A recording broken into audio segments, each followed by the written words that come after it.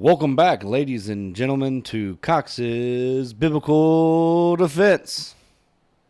So there is an active, actual conspiracy going on where they're working together, the government, along with Muslim terrorists who are terrorists because they're Muslims, because of their ideology as Muslims. Terrorist is not just a generic term, like people suddenly snap sideways and become terrorists. It's ideology that drives it, and it's Muslim ideology most of the time.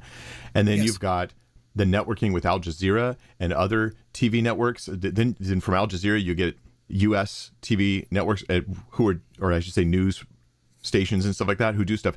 And it's like they don't do any journalistic integrity to actually find out what's really going on. They just repeat the talking points. Right. They just pick up that article from Al Jazeera, and then that becomes the talking points on CNN and all the other world news organizations, and that's what goes to the mainstream magazines. No one bothers to ask the questions or send a reporter or a journalist there to follow up. Well, fortunately, faith in these like old news organizations has never been lower, and that's good, because their behavior has never been lower. But it's always been manipulative, I think. And so we're just being real and honest about this stuff, because you have to be, or else you can't combat it. You can't fight it if you can't name it. So it's crazy. That's crazy. Yeah, it's really sad. But people ask, like, well, how come we don't hear about this? Well, this is why. Because Nigeria really doesn't have a free press. Because what happens is if a major event happens, the Nigerian government has to call the press conference. The Nigerian government pays the journalists to show up. There is no real independent journalism being done, which is also why our organization, we can talk about it later, created an outlet for journalists in Nigeria called truthnigeria.com. And we're trying to battle that false narrative that's taking place, because we actually send journalists on the ground to go interview witnesses and investigate what actually happened. And we put out the truth. Yeah, you were telling about this. You like to have like teams come in to do their own investigative journalism so that they can report with integrity on the topics.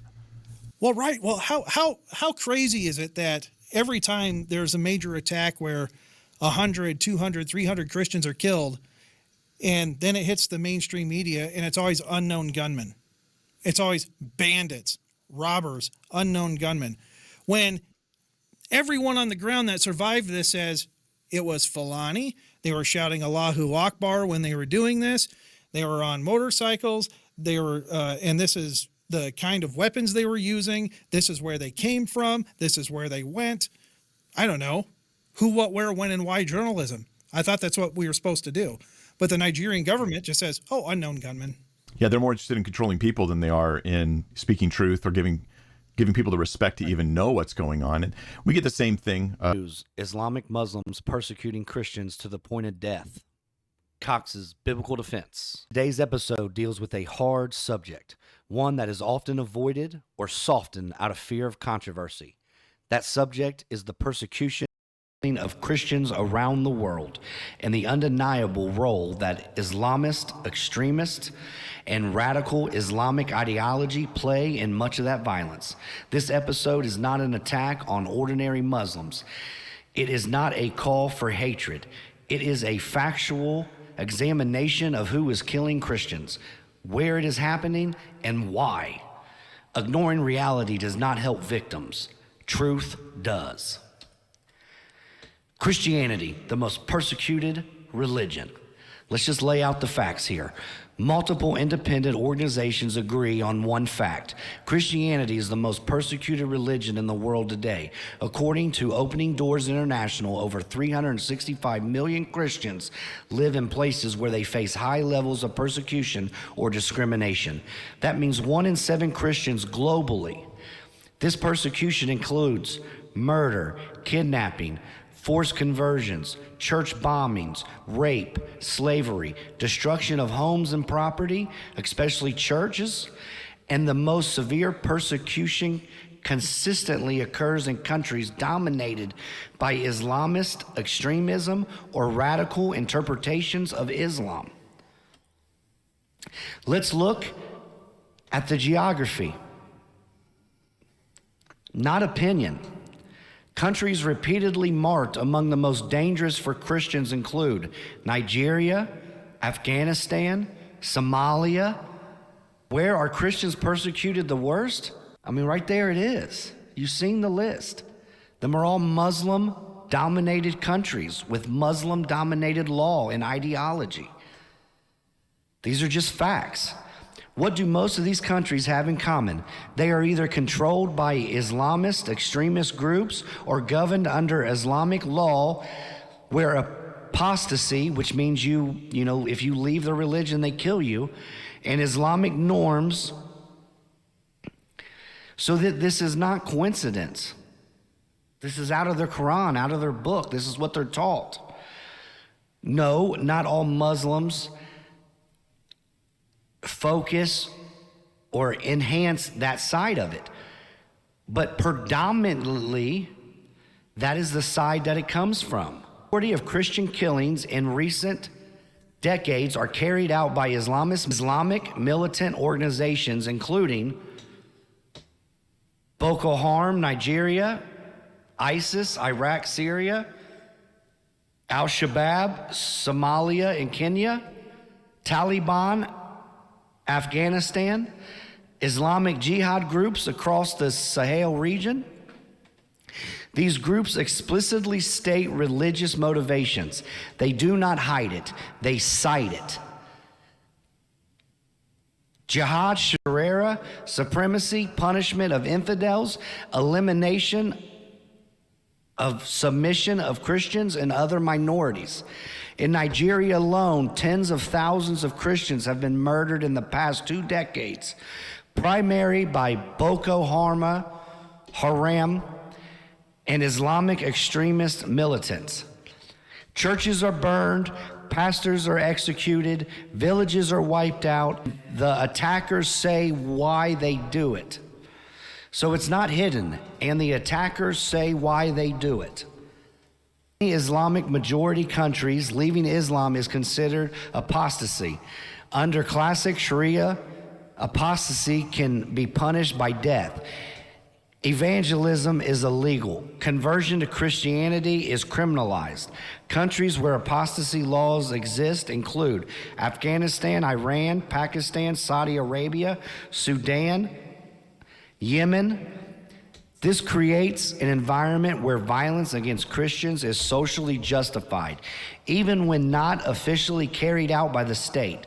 Christians are attacked not for crimes, but for their beliefs, because the Quran is a counter-narrative. Mob violence and social enforcement. Not all persecutions come from governments or terrorist groups. In many places, mob violence driven by Islamic influence is common. Examples include Pakistan's blasphemy accusations leading to lynching, Egyptian church attacks after Friday prayers, forced conversions of Christian girls through marriages that are forced, destruction of churches after rumors of insulting Islam. These acts are rarely punished. In many cases, authorities look the other way because the attackers are enforcing religious norms supported by radical clergy. Are all Muslims responsible? No, and saying that would be false and unjust. Many Muslims reject violence and live peacefully with Christians, but facts still matter. The ideology driving the worst persecution of Christians today is Islamist extremism rooted in radical interpretations of Islam. And it's not really that radical. It says it right in their book what they're supposed to do to non-believers and those who believe in the values and the core basis of Christianity. He was the Son of God. He rose from the dead in the resurrection. He died for your sins. Justifies violence against non-Muslims, punishes conversions away from Islam, treats Christians as second-class citizens or enemies. Recognizing this is not hate, it is honesty, folks. Why is this often silenced? Why are they going to silence this video? Why is X going to shut it down? Why is YouTube going to limit who can see this? Because if you say one word about Islam, you're an Islamic phobic, you're this, you're that, but yet their whole book says my God is not who he is. They believe a counter narrative and are instructed to cause me and my people harm. Christians do not have to lay down. They need to do the opposite, not only stand for their faith, but protect themselves. Americans, let's get guns and knives and machetes and shields, whatever these people need to protect themselves as Christians. When these Islamic extremists come in with their AK-47 and hatchets, arm my Christian brothers and sisters in Nigeria to where they have a means to defend themselves. They come into defenseless villages. It's not a call for violence. It is a call to defend, to protect.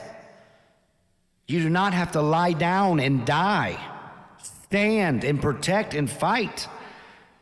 Not only for yourself, but for your God and the defense of your God. We can live in peace, but peace they do not want. These poor innocent folks getting gunned down by the hundreds of thousands. Yes, I'll be the first one to say it. A lot of people have died in the Palestine and Israel war, and I don't agree with it. Violence and killing is, but when you're attacked, you must defend. When people are out to eliminate and destroy your beliefs, then you have to be resilient. Not lie down, not take it on the chin. Yes, you're not supposed to have hate. Yes, you're supposed to turn the other cheek, but not when it comes to them invading a village. So why don't we hear this discussed openly?